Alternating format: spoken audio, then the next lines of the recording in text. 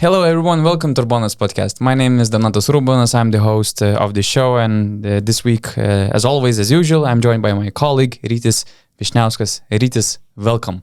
Hello everybody. As you can see, this is the face of somebody who is covering the Winter Olympics. At the same time, also dealing with basketball. No excitement in your face? Why? Why is like that? I'm kind of tired, I'm not really a winter sports person, but You're becoming not best. Olympic sports person, as I have understood, because I already heard your remarks about Summer Olympics, like it's kind of a big event, sports festival for some, amateur athletes.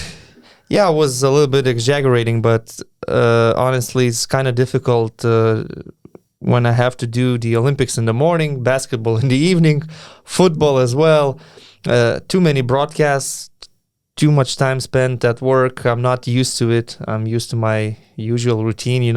Everything's happening in China, so the timeline is very different. Some events early in the morning, some events later in the afternoon, and then, as I said, the EuroLeague is there, the Premier League is there, even the NBA. So a lot of stuff going on. I'm really, really tired, but I'm at the same time willing to give my 100% to this podcast. My man, what's worse? Winter Olympics, commentating Winter Olympics from morning to evening, or new EuroLeague website? Ooh, that's a good one. That's tough. I mean, that's like choosing between Rudy Gobert and James Harden, right? I mean, I wouldn't label Winter Olympics as something bad in my life. It's just that here in Lithuania, we don't have experts or commentators for winter sports. So obviously us football commentators have to prepare ourselves to cover bobsleigh, biathlon, and all the other events. I mean, I respect people competing in there. It's just I don't feel confident enough to cover those Olympic Games, but this is part of the job.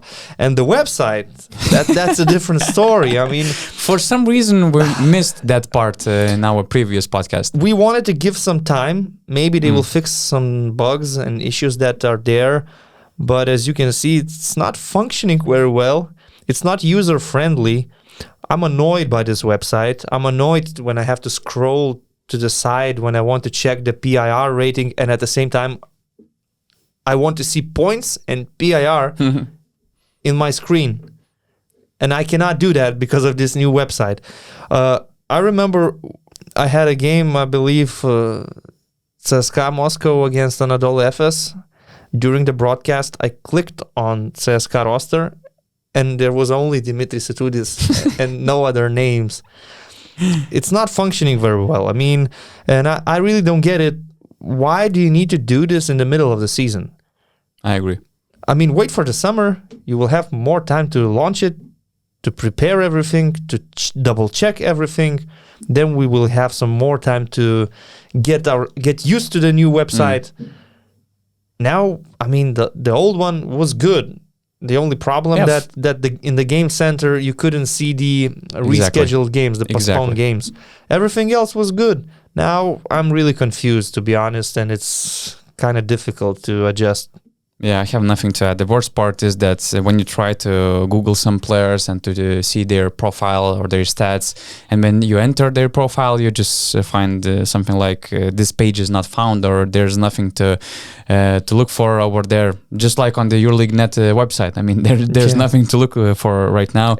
So now I have to be in the mix of BasketNews.com database, some EuroLeague Net stuff. Also, we have Bibolytics, so it's hard. And also, you cannot Google player profiles for the historical players. Yes. For example, that's why I advise you all go to BasketNews.com. In the past, I would just Google Manu Ginobili EuroLeague, and I would get his profile with the stats from Virtus Bologna, his season in Italy, and it was fine. That was one of the best EuroLeague tools, now, actually. if I Google Pau Gasol EuroLeague, I will get the link on Google, but when I click on it doesn't work. Working. Yeah, it's horrible, really. I'm sorry. Probably as horrible as Real Madrid El Clasico against Barcelona. For sure, we're going to talk about Real. They're on some kind of shooting slump recently.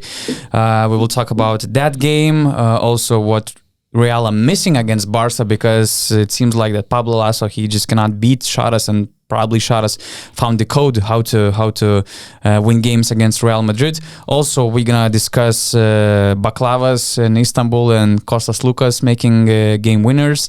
Some news on the markets. Some injuries and some other stuff. Since we have the week off in the EuroLeague, we will have some other exciting tournaments all over Europe. So let's start with a night which started with a nice pre-game show for Felipe Reyes. He was named as the EuroLeague legend. Florentino Perez is in the stands. Jordi Bertomeu is in the stands. All eyes on Reyes, all eyes on El Clasico. It was the most anticipated game of the week. And it starts 24-2. And in the middle of the second quarter, Barca up by 26. That was horrible. It was. It was the third El Clasico this season.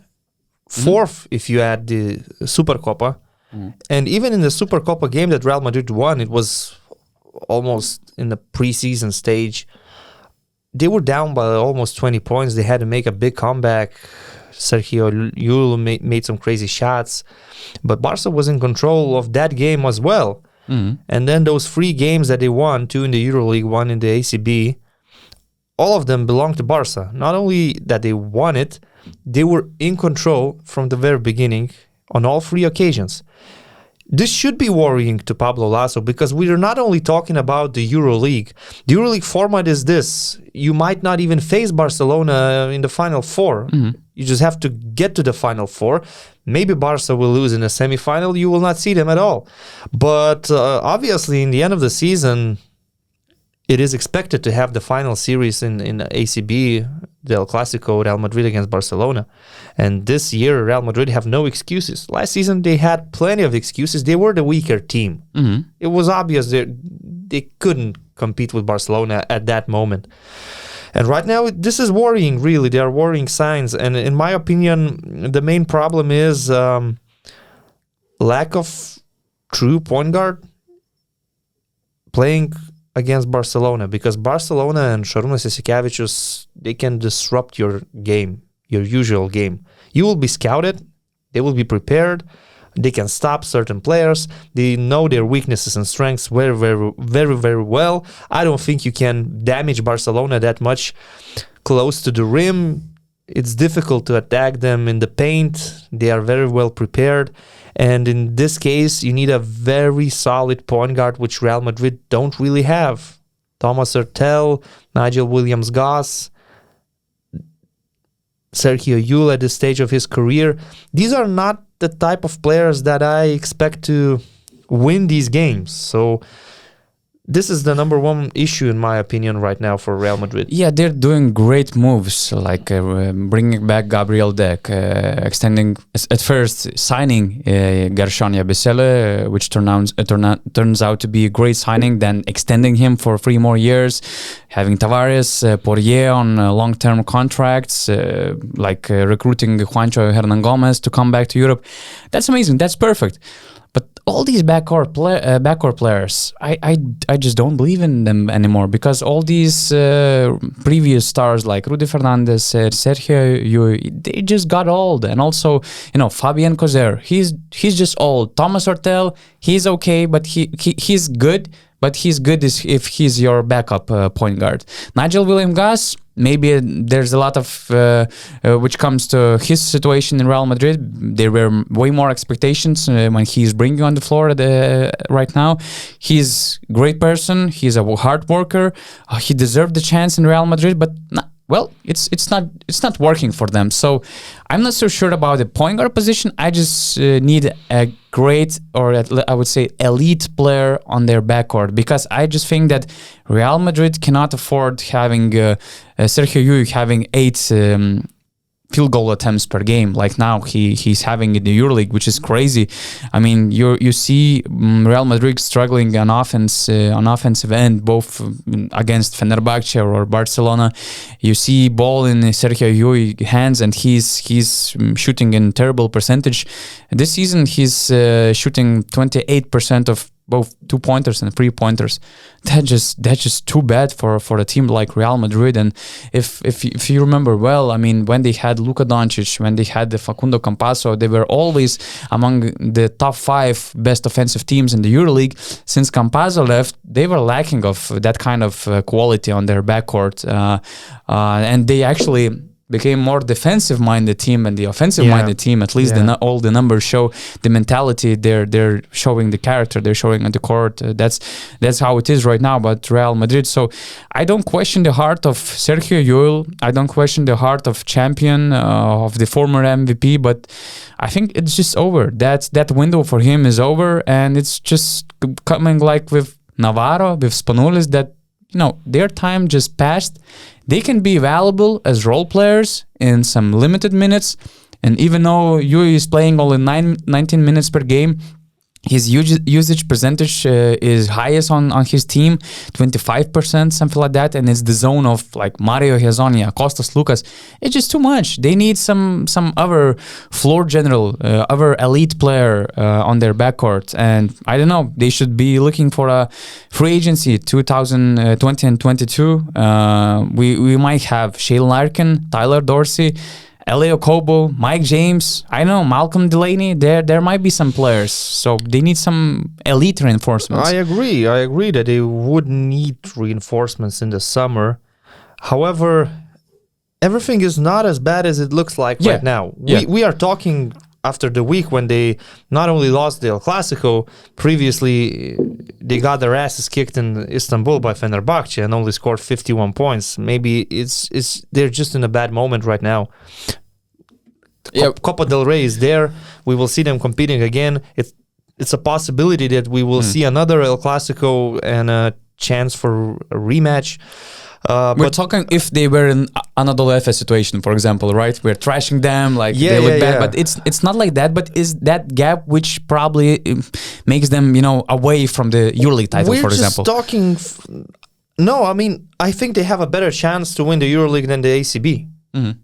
Because it's one game. As I said, they might not even face Barcelona in the Final Four. Basically, we're talking about a particular matchup. Real Madrid against Barcelona. We're not talking about Real Madrid against CSKA, what they would need in that situation. Mm-hmm. This particular matchup, Real Madrid against Barcelona. Now it seems like Barca has the upper hand. Yeah. And the lack of creativity on offense is a problem in this particular game, which is a Clásico, which is obviously a big deal in Spain. I agree with you about Sergio Llull. He is the captain of the team. I don't expect him to retire after the season. As we know, Real Madrid treat their legends, at least basketball legends, very well, like Felipe Reyes. He might stay for 1 more or 2 more seasons. The same for Rudy Fernandez, but they just have to accept a smaller role. And when you are thinking about them against Barcelona, you're thinking they're trying to match Nikola Mirotic with Gershon Yabusele. They have Walter Tavares as their biggest weapon, probably. But at the same time, Šaras knows how to attack Walter Tavares. Back in the days when Šaras was coaching Žalgiris centers would always play a lot of pick and pop action and score some mid-range jumpers, even 3-pointers. This is what happens, and this is why, in my opinion, Barca signed Sertac Shanli. For this particular matchup, Šaras knows they're going to face Real Madrid. It's going to be a series in the final, and Sertac Shanli is one of the best centers right now in Europe at playing pick and pop situations and scoring 3-pointers. So Real Madrid are trying to match Barcelona in many positions, but the point guard position, with the progress that Rokas Jokubaitis is making, with Nicolas Laprovittola playing his best basketball, and with Nick Kalaitis getting healthy, Real Madrid have the advantage here because Nigel Williams-Goss is struggling, Thomas Hurtel is inconsistent, and Šaras knows how to break Thomas Hurtel, basically, and you also talked about Sergio Llull. So, yeah, This is the situation for Real Madrid at the moment, but I'm still very confident that they are going to be in the Final Four. Yeah. And if they are in the Final Four, they will have a chance. They will have a shot. But in the series right now, if I have to bet, I would probably bet on Barca. Yeah, and what's funny that they didn't believe in Nicolas Laprovittola anymore after his 2 years in Madrid, and they opted out for going for Nigel William-Goss, which in my eyes, he kind of, took the place of Facundo Campasso. Thomas Hurtel probably is more suitable as a replacement for Nicola Laprovittola. But oh boy, how Laprovittola was playing. He contributed in Barca's first 15 points. He scored 12 points almost in a row. He was just killing Real Madrid. He was making pretty quick 3-pointers, and he changed the game. He set them a tone for the game. He made Real, I would say, they tried to reduce the gap and to regain the confidence, rushing their game, making some quick shots, making some bad decisions, while Barca, they were playing their game. And Nicolas Laprovittola, it's crazy. I even checked for some Argentinian phrases to give praise for Nico, like Barbaro or Ser Gardel. I don't know which What do you expression. think about his mustache? It's just the way how Nicolas Laprovittola, he's going through things. I mean, he's such a cool dude. He's a very funny guy, but at the same time, he knows how to switch that button to fully focus on all these games, and he has that ability to play very bad game and then to bounce back with the game like against Real Madrid. I honestly didn't think he had it in him to make it for Sharas. When they signed Nicola Laprovittola, I was actually surprised. I thought, this is not the type of player Jasikevicius needs. Thomas Hurtel was not the right fit. Why would Laprovittola be the right fit for this Barcelona team? I'm really surprised how he's performing. Yeah. And when Real Madrid signed former Barca players, Adam Hang and Thomas Hurtel, I really thought that these are good signings for Real Madrid. And then Barca grabbed Laprovittola, and I was like, why? Yeah, even in practices, even in games, they have something like kind of arguments, because Laprovittola, he likes freestyle basketball. He likes to improvise on the court a lot. He likes to throw all these crazy three-pointers. Yeah, like just Sergio Llull does. But somehow he managed to fit the Shara system as well, with some, let's say, exceptions. Shara's always loved all these hard-working guys, and in practices he makes he puts a lot of effort, and he makes a good quality practice, and Sharas always give a chance to the player, which gives 100% both in games and in practices. And they just find a good connection. But I know what you're saying about. I see your point about why they brought Laprovittola to Barcelona.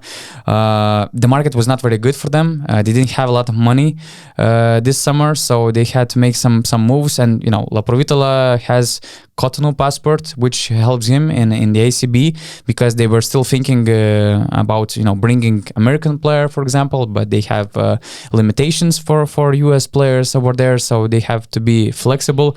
And also Laprovittola was actually waiting for a Barcelona opportunity, because he got, despite, I would say, not very good seasons in Real Madrid, he was a pretty attractive player on the market.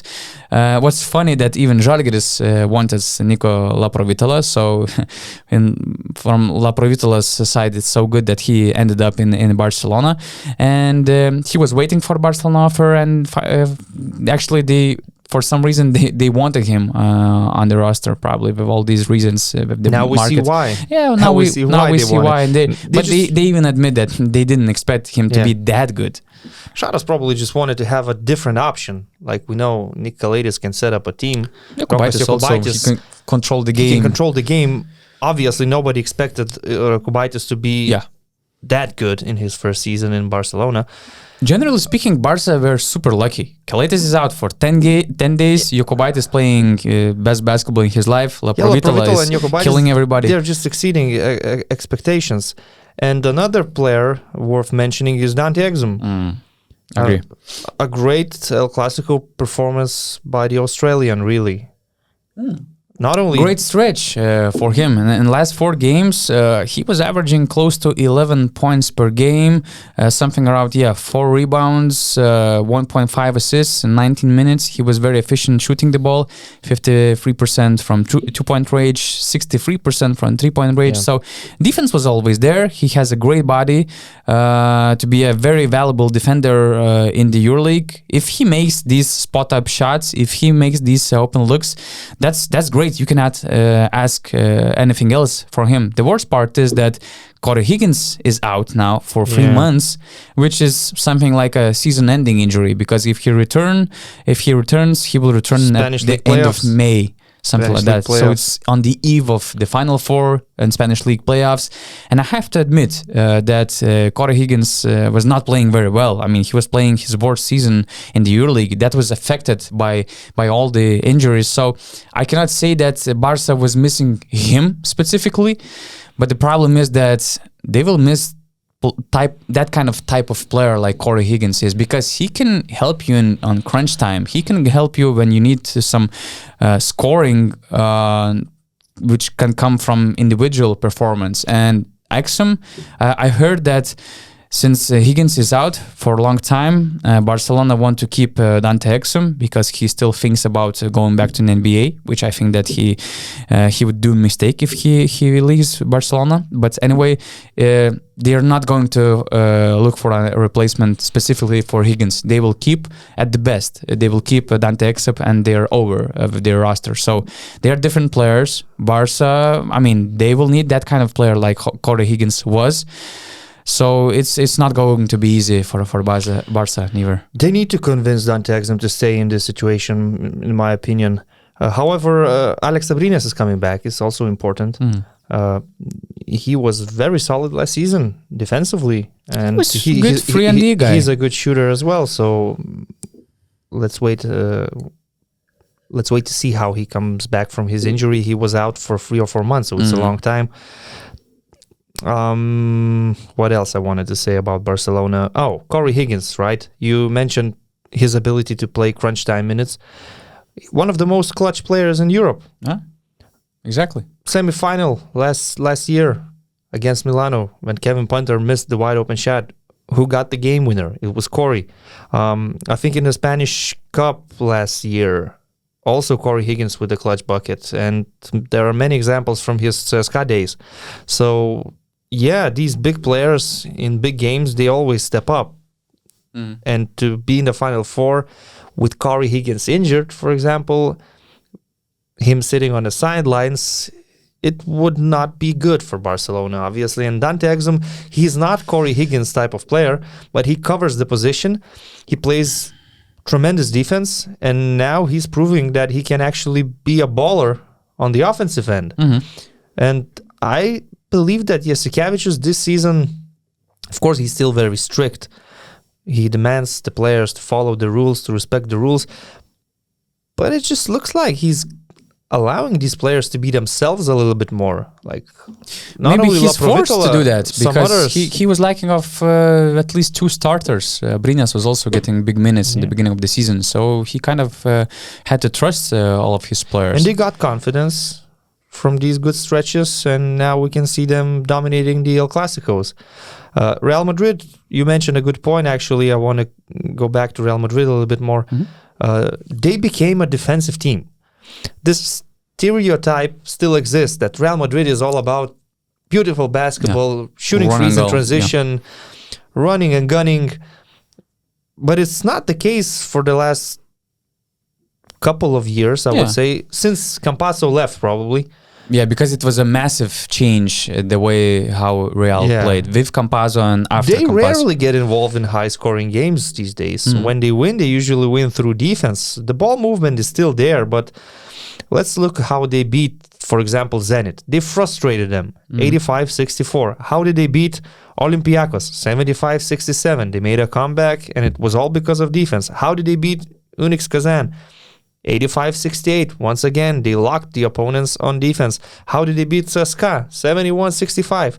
It's not the Real Madrid of Mirotic, Nocioni days when Sergio Llull was the MVP and they were actually running and gunning. It's not the Real Madrid of Luka Doncic days and not the Real Madrid of Campazzo's days. This Real Madrid is more about Pablo Lasso and the experience in the team. They can defend. They have a lot of size. This is what they're doing. This is their strength right now. A lot of players. They can keep the high level of intensity during 40 minutes. This is actually why I still believe in them this season. I don't think there's any panic inside the team. No. They lost El Clasico. They lost to Fenerbahce. They're just too experienced. And I think it's just a bad stretch. And especially in games against Barcelona and Fenerbahce, it seemed like they were just giving away really good shots. They had a lot of open looks. They didn't find any success in making it. Shots. For example, these 3 games against Barcelona, Fenerbahce, Olympiacos, especially the first halves of their 3 or 4 last games were just horrible. Like Barcelona 31-52 on 11 from 32 field goal shooting. Fenerbahce 17-27 after 2 quarters on 7 from 30 shooting. Olympiacos 24-38. Okay, they won the game. They managed to bounce back, but I mean they're struggling. Getting their shots, getting their buckets. I would say making them, not getting them. They're creating shots. It's okay. Okay, I get frustrated when I see Sergio Llull making all these crazy attempts, and as I said, he's not efficient, and he just he should stop doing that, or they just have to find other players making all these shots. But when it takes shooting the ball, usually is the problem which will be solved out during some time. It's nothing to be worried about. If the defense was full of holes, terrible defense or something like that, that's a reason to be concerned. Now with Real Madrid, I just think that's a bad shooting Pablo slump. Lasso said after 2 quarters in the Olympiacos game when they were losing, he said, for us coaches, it would be too easy to just say we're not making shots. Not making shots is just part of the problem, but at the same time, if you're not prepared to do the things you can actually control, then you're going to suffer. Missing shots at this level, sometimes it happens, but you react naturally that these players eventually will start making those shots. Most of them are like 38 or 40% shooters. Although, looking at the El Clasicos and seeing how Kyle Kuric, for example, changes the game with his movement of the ball, with his shooting abilities, I'm still thinking that JC Carroll could still be valuable for Real Madrid. We didn't know whether he's going to retire or he's going to play one more season, but now I could still imagine JC Carroll when the team is struggling and they need to make a comeback, him stepping off the bench for 3 or 4 minutes. He could create problems for the opponents, and he's still an elite shooter. We saw that last season. So I don't know if Real Madrid is still talking with JC Carroll, trying to get him back from his retirement. We don't know. He didn't say that he's retiring, but in my opinion, he could still be a valuable asset to this team. Oh yes, of course. And let's give a shout out to Fenerbahce. It was an incredible game against Real Madrid, incredible win. We were talking about that's gonna be the game which will be decisive in terms of understanding their winning streak. They won some games against big teams. They won some games against okay teams. But this game against Real Madrid was the one which would make a statement about the current situation in Fenerbahce and the atmosphere. Finally, we have a lot of fans in Ulker Arena. I think that Fenerbahce, they were missing all these fans, all that crazy atmosphere. It took me to Željko Obradović days, and the intensity, the support they gave, I think that Fenerbahce felt it from the first minute of the game. They went on a 17-0 run in the first and second quarters, and there were some crazy moments. From all game, I kind of noticed Pierria Henry took as a main highlight of the game. And Pierria Henry, it was one of the situations where Fenerbahçe had a good defensive play. They either they rebounded the ball or they stole the ball and they went into transition. They are killing teams, by the way. They are killing teams in transition game. They're scoring almost 12 points in transition. And since we know that Fenerbahçe, they're not a high scoring team, that's a very important part of their game and current winning streak. Anyway, back to Pierria Henry. I mean, he's stealing the ball. There's nobody in front of him. I mean, that's just a way, few bounces and it's an easy layup. And he decides to throw I would say, easy European alley-oop pass to Achille Polonara, which was struggling, who was not finding his shot that night.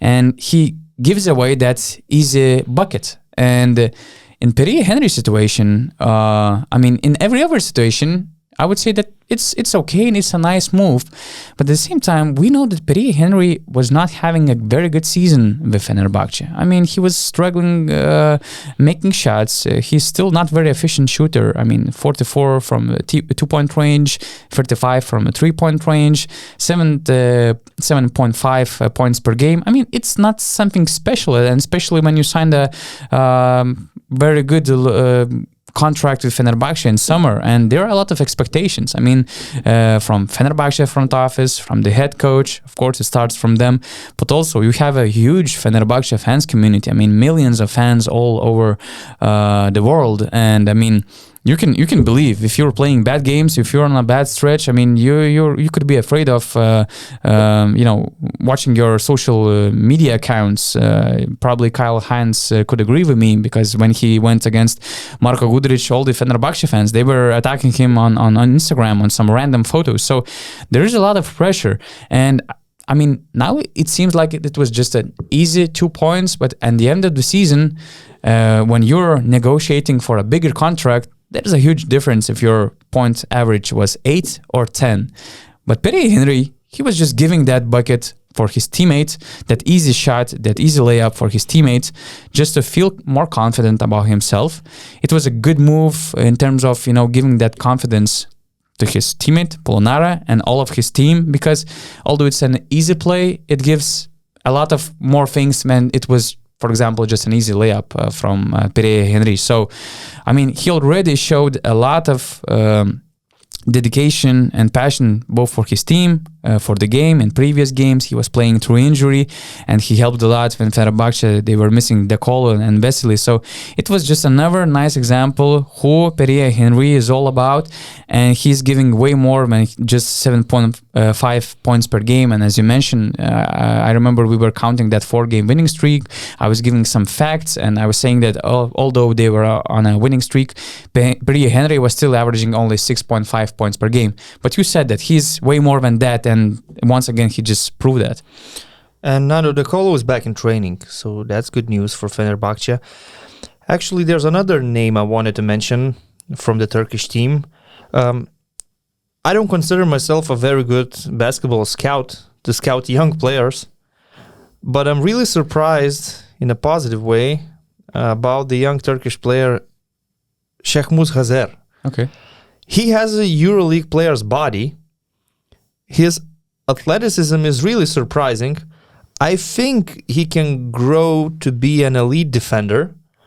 He just needs to add some consistency on offense, improve his shooting, maybe improve his ball handling skills. I can see him as a point guard or as a shooting guard. It depends on the coach. This situation with De Colo's injury, with Guduric struggling at the beginning, turned out to be good for Şehmuz Hazer because he got to play minutes. There were games where Fenerbahce had only 8 players healthy, and Hazer had to play a lot of minutes. We saw him dunking on Marek Blažević. One of the best dunks of the season. One of the best dunks of the season. I am impressed. I think he has a lot of potential. The stats do not show much, like 4.6 points per game, less than 1 assist per game, less than a steal per game. But the potential is there, definitely. And it's been a while since we saw interesting young Turkish players, prospects in the EuroLeague. I mean, we know they have their great young centers in the NBA right now, but in the EuroLeague, after Cedi Osman, I believe, we didn't see anything interesting. Yeah. And Şehmuz Ghazer, I'm excited to see how he improves in the future. I think he could turn out to be a very solid player for Fenerbahçe. That's the reason why they paid close to 1 million buyouts to Beşiktaş to have him on Fenerbahçe. And actually, probably there are even more unsung heroes, I would say. Even watching, for example, İsmet Akpınar. I mean, he's giving 10 honest minutes on the court. I remember very well how he got Tyler Dorsey distracted in the previous game against Olympiacos. He can get under your skin, and he gives a lot of intensity on the defensive end. And if he makes a three-pointer, if he makes a good pass, if he makes his open look, I mean, that's all what you can ask from a guy who's playing 10 minutes per game. Dishon Pierre, he was never a very impressive guy on box scores, but he was always giving extra offensive rebound, extra good pass, extra smart decision, and extra open three-pointer when the opportunity comes. So there's way more in this Fenerbahce team. There are way more heroes than just Dekolo, Vesely, or even Pierria Henry. So that's a team to watch this year for sure. However, there is a player that I'm disappointed with from the Fenerbahce roster. Another one of these young prospects, Tarik Biberovic. He was labeled like the next Bogdan Bogdanovic. His shooting mechanics kind of reminds me of Bogdan Bogdanovic. And we are just waiting for him to have the breakthrough season. We're waiting until he shows his full potential. Now, under the circumstances, you can get a lot of minutes to play in the EuroLeague, in the Turkish league as well. I just don't see a lot of improvement in his game. He was really labeled the next big thing. Like, Željko Obradović even said that Tarik Biberovic is going to be special. It was so many years ago that when I was doing this, let's say, little research on young EuroLeague players, rising stars, and how they are doing this season, I was surprised to see Biberovic on that list of players aged 21 and under, because for me it seems like he's already 25 because he's been in the EuroLeague for so long. He's only 21 years old. Yeah, he's still young. He's still very young. He only played 7 games this season. I don't know, I'm not informed. Maybe he had some injuries. I'm not sure about that. Maybe the Turkish fans in the comment section will correct me if I'm wrong. But he only played 7 games. He only made 1 3-pointer from 8 attempts, 35% 2-point shooting. He's supposed to be a scorer with his skills. He kind of reminds me Tadas Sidekerskis. If you remember, Sidekerskis was also scoring a lot when he was playing for youth teams, for teams in Lithuania, and Biberovic also. He has a good body. He's a big guy. He can do a lot of different things, but in some situations, Sidekerskis was lacking of confidence. Even sometimes now, he's lacking of confidence, shooting the ball, making decisions, making some bold decisions on the offensive end. So maybe that's what is right now with Biberovic. Maybe he's... I don't know. I'm not sure. I was just hearing his name a lot in the last 2 or 3 years. I didn't have any expectations on him, so for me, it's easy. I didn't have too many expectations as well. But when you hear somebody's name and you hear that this is the next big thing, well, at some point you want to see him play, and he's not delivering. But again, Şehmuz Ghazer, I'm impressed. Fenerbahce as a team, I am very impressed. Looking forward to see Nando De Colo coming back from his injury, Jan Vesely. And again, if they're beating Real Madrid with the roster right now, who knows what they can do with the full roster. It's going to be very interesting. And not only talking about the EuroLeague, we were talking about the El Clasico, and obviously the Spanish league is very important. The finals are going to be amazing if Real Madrid is facing Barcelona. Fenerbahce facing Anadolu Efes is also a big deal because there was a power shift in the recent years.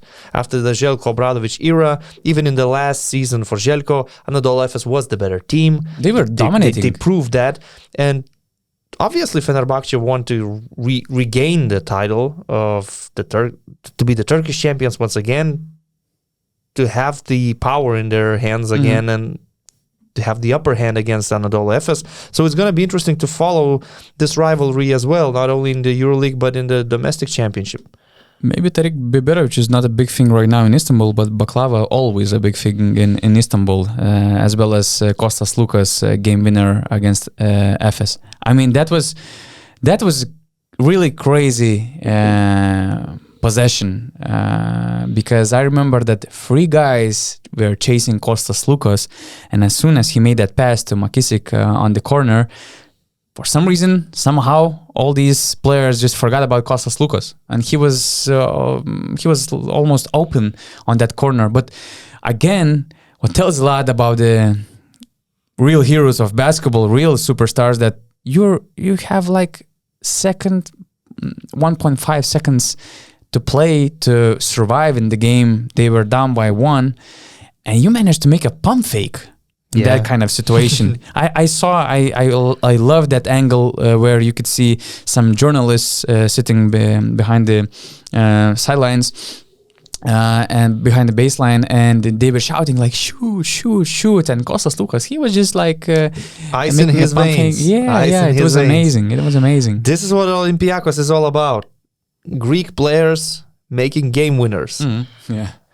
Spanoulis was smiling somewhere in Egypt, probably. For some reason, he was in Egypt for that FIBA Intercontinental Cup. Yep, he was. That was another impressive unsung thing which happened recently. So Sloukas belongs to the tribe of these clutch Olympiacos players making memorable game winners. And Printezis was also smiling. Should be proud. He's the captain of the team. Spanoulis should be proud. Kostas Sloukas made an amazing play, a game-winning shot in a game that really mattered, because it was very important for both teams to win this game, because both of them are competing for the playoff spots. And Anadolu Efes, if they had this win, you could say, okay, Efes now we have 13 wins, 12 losses. Again, they're above 50%. They would be in the 8th position probably. They would be very close to Olympiacos, actually. So for Oli to defend the home court and win this game, it's a big deal. And wow, Kostas Sloukas, I'm still stunned about that shot. In the end of the 4th quarter, it could have happened with Tyler Dorsey. He had the last shot, but he just didn't make it. So it went to overtime. And Anadolu Efes in the recent weeks, they were winning these close games. Let's remember. And they improved. We have to say that they really improved. They won the game against SK. Let's not forget, against SK, they survived the last seconds. They won the game. They forced the overtime. Against Panathinaikos, when they were struggling, they actually won it with Adrian Morman's buzzer beater, an unlikely hero, you could say. They won against Crvena Zvezda in the last seconds because Micic was hitting free throws and Kalinic wasn't. And now, in this game, when you're watching the end of it, actually me personally, I was thinking, I was at the moment working with Žalgiris game, but I was following the scoreline and I'm thinking, so Vasa Micic is going to make some free throws or a layup or something, but they're going to win in the last seconds. This was my feeling at the moment. And actually, when Žalgiris game ended, I got out of the commentary box. I didn't know how the Olympiacos game finished. I just knew that there was an overtime. And then my colleague is going, and I'm just saying, so Efes won? He's looking at me like, what? You didn't follow the news? I'm like, so did they win or not? He's, come on, man. Kostas Sloukas is the hero of the night. He made the game winner. And I was I just grabbed my phone. I went to Twitter. I already saw the shot. Wow. Amazing, really amazing. Yeah, one of the EuroLeague instant classics, I would say. Oh yeah, and that celebration was also very nice. I was sincerely happy for Sloukas, and I was sincerely happy watching Olympiacos regaining the momentum. We were praising them a lot in the first part of the season. We were angry on them when they went in a 3-game losing streak because they looked like a different team after COVID. They seemed to be like effortless team. They forgot about sharing the ball, playing defense and whatsoever. But even if they lost the game in Madrid, we could see some improvement in their game already. They were having really solid minutes against Real Madrid. They lost, but then they went to Vitoria. They won the game by 10 points, and now they're now they were playing against EuroLeague champions in a bad situation. But at the same time, EuroLeague champions are finally waking up from that winter sleep. So it was not easy game at all. It was not easy opponent at all. And I saw that effort. I saw their hearts, that they left their hearts out. I saw a lot of different players contributing in this win. Not only Sloukas, for example, Tyler Dorsey, he was making very important shots in the end of regulation. Mustafa Fall, I think that he deserves a lot of credit because Efes tried to attack him a lot, and actually Micic scored his last points in the end of the regulation. But other than that, there were 4 situations where he managed to defend all these ISO situations. He gave Olympiacos 2 extra offensive rebounds on the defensive end. So he was also very important. And finally, I can see Olympiacos and the way they played before.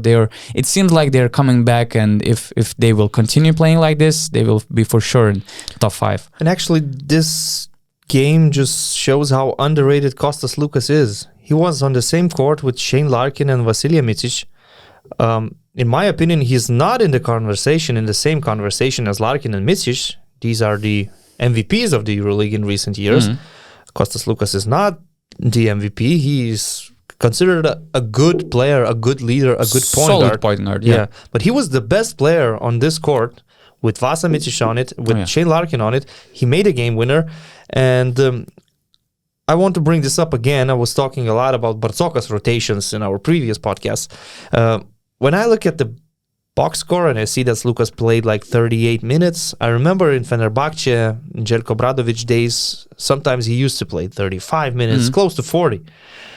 And it gets me thinking, is it smart to play Sloukas the way Barcokas does when he plays him for 22 minutes, when he plays the full quarter, then he sits another quarter on the bench? I want to see Kostas Sloukas like this. 38 minutes on the court, making big plays, having the ball in his hands, making decisions for the team. This is the real Sloukas. And when he plays like that with so much confidence, he definitely is on the same level with Micic and Larkin and all the other great players in the EuroLeague. But team is winning. Olympiacos have woke up, Dorsey next to him, Laradzakis impressed this year, so maybe that's the way how Barcokas handles things. He wants to keep the game, the intensity of the game all 40 minutes. He wants to keep his players fresh, and maybe that's the reason why he was so efficient shooting the ball in the end. Not only that game winner, but also since the fourth quarter. I mean, he was making a lot of important shots that kept Olympiacos alive against Efes. I mean, in general, I agree. But just in my opinion, there were some games in this season where Barcokas underplayed Kostas Sloukas. And we both agree that they're having a good season, but they could be even better with some decisions. And it's not like me talking about the whole season and that something is wrong with Olympiacos and Barcokas and Sloukas. It's just some games, some short detail, which some particular games in where, for example, I remember when they played Zenit. They had a lead, they were in a good situation, then according to the rotation, Sloukas had to sit for a long stretch and they lost the control of the game, and when Sloukas got back on the court, it was too late. So in some games, maybe Kostas Sloukas is being underplayed, but I mean, not this time, for sure. What was also crazy in Barcelona-Real game, I mean, Laprovittola scored 12 points in first 4 minutes of the game, and Šaras benched him. And Joe Orlauskas, he just, one of the two commentators of the game, he just went mad. He was asking, why, Šaras, I love you, but why are you doing this? And he was like getting on that during the halftime also. And even Laprovittola got the question after the game, but, he just smiled and, he was right. Coach knows what he's doing, and most importantly, when Kyle Kuric went on the court, I mean, they extended the lead 24-2. So that's part of the process, and you have to trust the process if your team is winning. talking about underrated things, actually, you mentioned Sloukas, and we have to give some praise to Alba Berlin. We already received some feedback that sometimes we're talking a lot about some 4 or 5 main EuroLeague teams, and sometimes we're missing some clubs. I remember very well when we were selecting the MVP of bottom 10 teams of the EuroLeague, and we were picking Nikola Kalinic as a no-brainer. We kind of forget Luke Sigma and to give respect for what he was doing at Alba. But for this time, Alba unexpectedly, they stopped Zenit St. Petersburg. They stopped Onyx Kazan. Last week, they beat them by 28 points. And this team, it's just incredible. They can lose to everybody, but somehow they managed to beat all these top 8 teams. And what's interesting that this season, they managed to beat 3 teams from top 8. And for example, Anadolu Efes won only 4 games against top 8 teams. So that's an incredible fun fact about Alba Berlin and their season. We have no expectations about them. We didn't see them in playoffs. One more season, we saw them, fighting at the bottom of the EuroLeague, and it's pretty close to it. But they managed to surprise us from time to time. They're very close to Asvel or Crvena Zvezda. They're actually just one win away from these 2 teams. And we were talking about Asvel and Crvena Zvezda as serious teams competing against the elite, giving a tough fight every night for every club. Alba Berlin, not only did they beat Onyx Kazan, they trashed them, and against Zenit also, they had a big lead. Then Zenit made a comeback, and probably everybody thought that now Xavi Pascual's team will break this game. None of that happened. In the 4th quarter, Alba Berlin played very solid. Modolo this season is showing some leadership. He is really blossoming. He was known as an inconsistent player, very, very talented player, but rather inconsistent, which is why maybe he never got offers from the big clubs in Europe. He was always playing in Germany, whether it was Bamberg, Bayern, now Alba. And this is the year of Modolo really becoming a leader of the team. Luke Sigma is Luke Sigma. We know everything about him. He's great. And another thing is, when Aito Garcia Reneses was the coach, we know Aito, we know he's a very romantic coach, and players always talk about him being a very nice coach. And when Aito Garcia Reneses decided to leave, Alba Berlin wanted to continue with the same approach, with the same system, which is why Israel Gonzalez became the head coach of the team, former assistant for Aito Garcia Reneses. He was already associate head coach last year. But for many EuroLeague fans, no name, to be honest, he was a no name. Who is Israel Gonzalez? You start Googling Israel Gonzalez, you Google a Mexican boxer. Okay. You get the link to the Wikipedia page of a Mexican professional boxer. Okay. Israel Gonzalez. Israel Gonzalez looks like a very serious boxer, actually. Yeah. So you need to type Israel but Gonzalez. Now I see Israel Gonzalez smiling, when he's beating teams like Zenit. So you need to type Israel Gonzalez basketball, then you get the link to his Wikipedia page. Now, this is the first head coaching job in his career. It's a EuroLeague team. It's not just a job. It's not like some of the bottom Spanish teams. It's a EuroLeague team still. Alba Berlin, they have ambitions. We know they're low budget. They're sort of more about the community than about trying to be in the playoffs. Bayern Munich is trying to be in the playoffs with the Trinchieri project, but Alba Berlin can actually cause damage to Bayern Munich in their local rivalry. And they play beautiful basketball, honestly. They're limited, obviously. You cannot expect things like beating Onyx Kazan to happen every single week.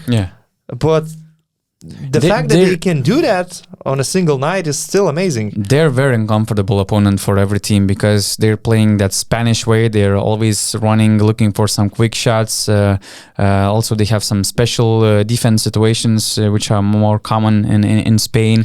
And the zone defense of Aito Garcia Reneses is kind of unique. Nobody plays zone like they. And if you're not making shots, just like Zenit did, you're in a big trouble. A lot of big teams were trapped in Berlin or playing against Alba because they just couldn't make shots, and then it's over for you. And another thing, I like what they did when they signed Chris Kumaje, because you see some big teams with guys like Walter Tavares and other tall centers. Yeah, Milutinov. Both Fall, Mustafa, and Yusufa.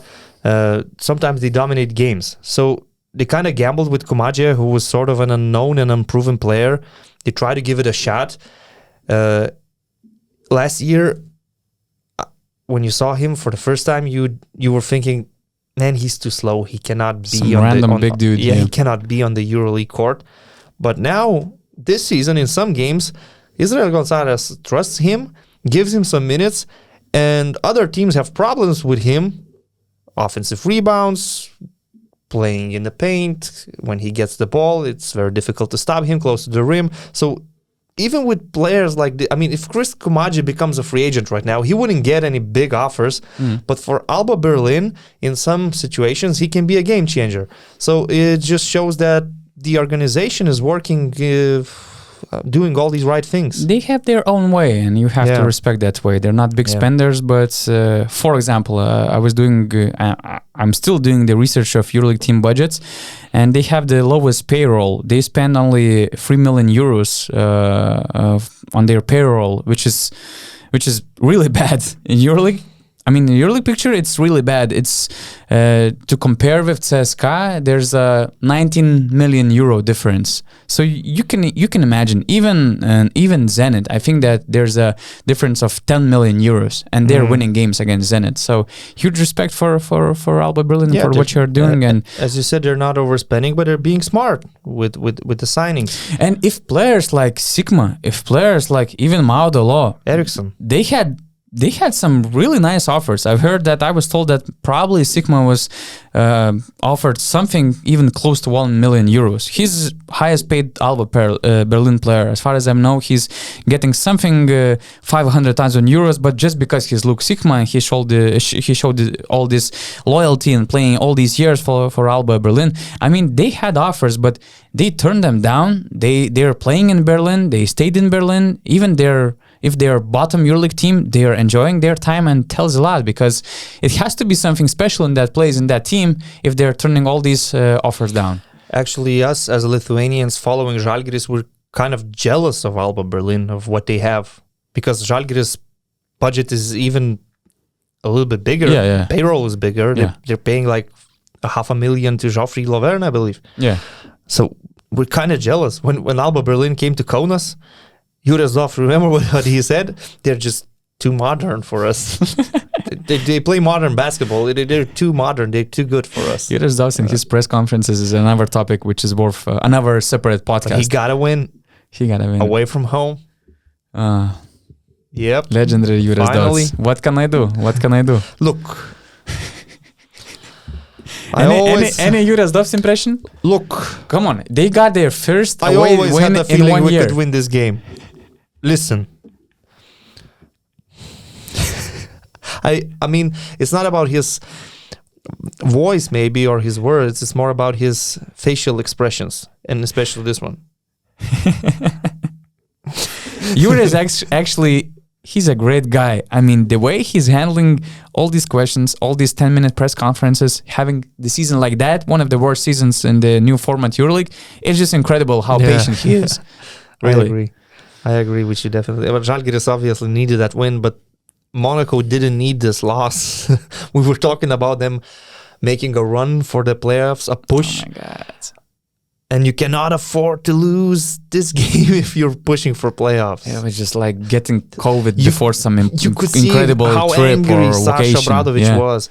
I think these Monaco stars, they underestimated Žalgiris and they thought it was going to be easy. We can play an easy game.